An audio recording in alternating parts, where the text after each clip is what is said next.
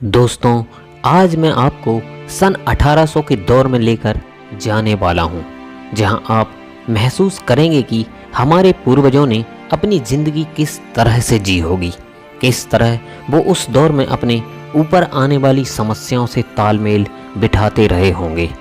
तो आइए जानते हैं आज से 200 साल पहले का हमारा भारत कैसा था। बने रहिए वीडियो के एंड तक।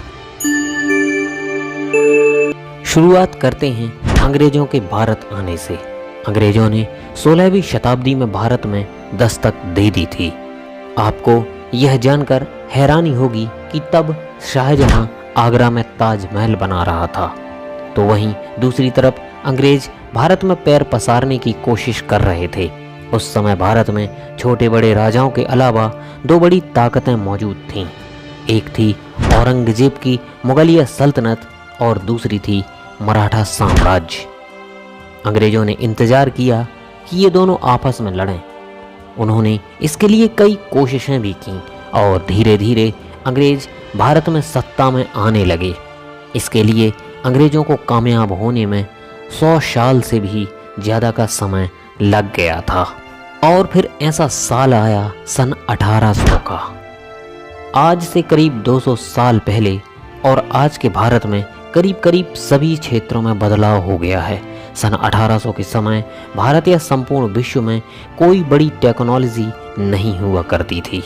हमारे यहाँ सभी लोग धोती और गमछा पहना करते थे और बहुत अमीर लोग कुर्ता पहन लिया करते थे। उस समय ज़्यादातर जगहों पर भीड़ भाड़ नहीं हुआ करती थी, क्योंकि पूरे भारत में लगभग 16 करोड़ लोग ही थे। पूरा भारत यानी कि अखंड भारत पाकिस्तान, बांग्लादेश, म्यांमार और अफगानिस्तान से मिलकर बना हुआ था। मतलब कि इन 5 देशों के विस्तार में सिर्फ 16 करोड़ लोग ही रहा करते थे। उस समय भारत में बहुत ज़्यादा प्रोफेशन नहीं हुआ करते थे।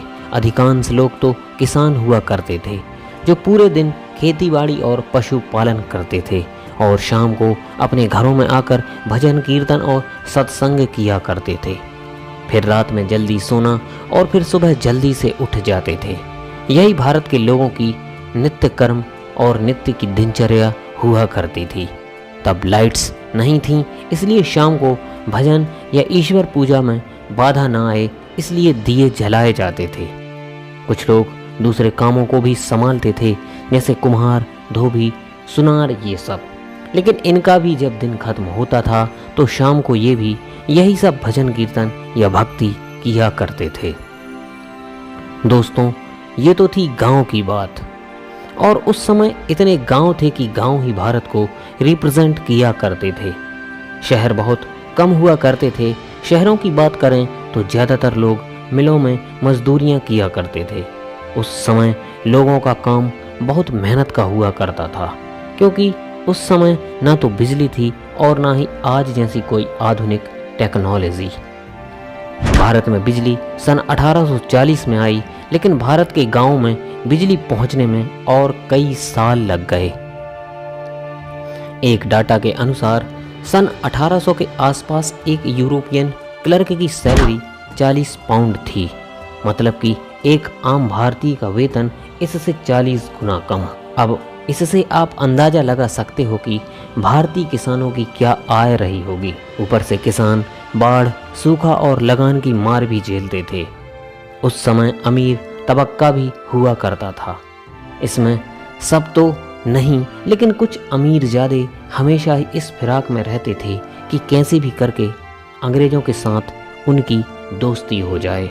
और कुछ अमीर अपनी सूझबूझ और स्किल के माध्यम से ठीक ठाक पैसा कमा लेते थे।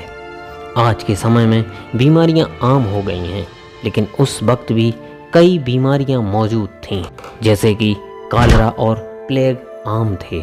इन बीमारियों की कोई दवा नहीं थी और इसके सामने लोग बेबस थे।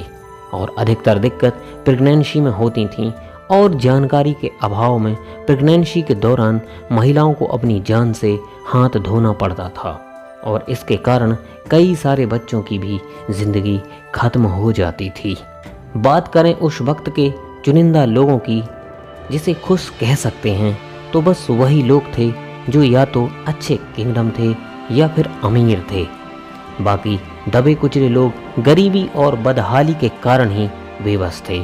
और बात करें उस वक्त के एजुकेशन की तो 10% से भी कम पुरुष पढ़े लिखे थे और 1% से भी कम महिलाएं पढ़ी लिखी थीं। और इनमें से ज़्यादातर आंकड़ा शहरों का ही है। गाँव में तो इससे भी बदतर हालात थे। हालांकि ऐसा नहीं था कि बिना पढ़े लोग स्किल्ड नहीं थे, वो स्किल्ड भी थे और अपने कई कामों में माहिर भी थे।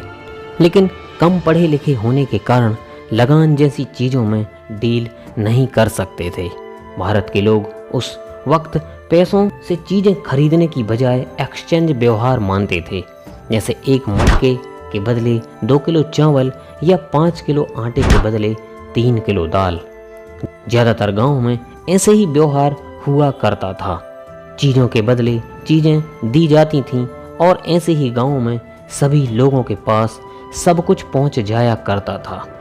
और इस तरह गांव से अनाज बाहर बेचने जाने की भी ज़रूरत नहीं पड़ती थी।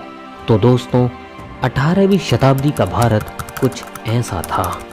उस समय कुछ चीज़ें बहुत ही अच्छी थीं तो कुछ बहुत ही खराब। और ऐसा लगभग हर समय में होता है कि हर समय कुछ पॉजिटिव और कुछ नेगेटिव साथ ही पाए जाते हैं। दोस्तों, कैसा लगा आपको उस समय का भारत, कमेंट करके ज़रूर बताएं। आज के वीडियो में बस इतना ही। जय हिंद।